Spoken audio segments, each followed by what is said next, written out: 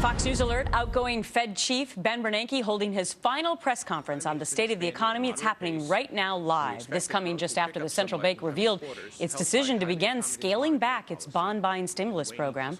Right now, the program costs $85 billion a month, but beginning in January, it will be reduced $10 billion. Bernanke's term ends officially in February, and that's when Janet Yellen will take over. You can watch all of his remarks streaming on foxnews.com. And a live look at the Senate floor now as we await final passage of the bipartisan budget bill. This is lawmakers acknowledge that it's not perfect. My favorite philosopher, Mick Jagger, said you can't always get what you want. But if you try sometimes, you just might find you get what you need. And what we need right now is a budget. Ah, that gets your attention, right? Joining us now, Congressman Darrell Issa, who voted for the budget bill. He's also the chair of the House Oversight and Government Reform Committee. I don't know if you're a Jagger fan, but that's one of my favorite tunes ever. So I paid attention to that. Does that sell it for you with regard to the budget? I know you voted for it, but does that sell the rest of the members of the Senate to go for it? Well, you know, the reason that the Rolling Stones are popular and have longevity is they deliver a great product. In this case, it's less than a great product. You realize that if we'd simply cut out 6-day delivery of mail, something that's knowingly going to be gotten rid of at some point, we'd have saved approximately the same amount of money as this entire budget deal. If we'd taken a portion of the pork that Tom Colburn exposed, we wouldn't need the budget deal. So we could have done better, we could have done more, but I think the first part was accurate. We do need a budget deal. Now we'll have one. Let's go forward and with this modest budget correction and start doing real legislating again, something that I think the American people want us to do. Well, I think so. You got the debt ceiling coming up anyway, and of course, talk of immigration reform, et cetera.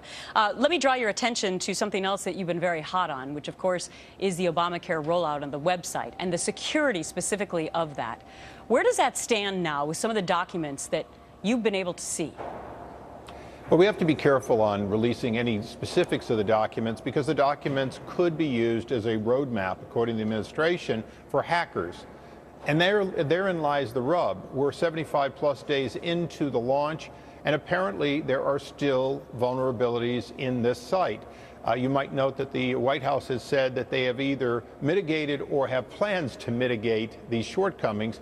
Well, plans to mitigate means they haven't done it.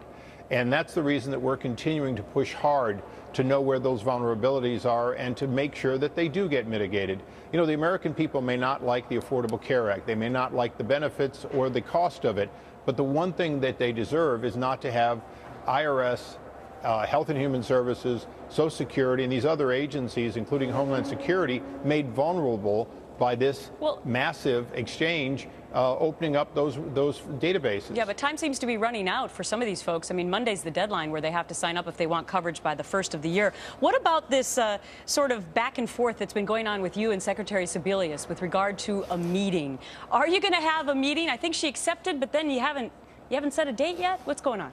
Well, it's even stranger than that.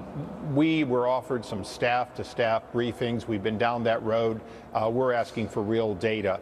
I left town. The White House announced that they had asked for a meeting with Sebelius and myself, and I'd refused, and nothing could have been further from the truth. I flew back and said, I'm here, verified she was in town, and now she's offering staff meetings. Candidly, we've issued subpoenas. We're getting to the information in many cases from the contractors, and what we're finding out is horrifying. We're finding out that on launch day there were vulnerabilities, and we now strongly suspect those vulnerabilities still exist. And understand, Gretchen, the vulnerability is not just you go on the website and your information may be compromised. The fact is it could be all of America's information being compromised because this was a poorly built and executed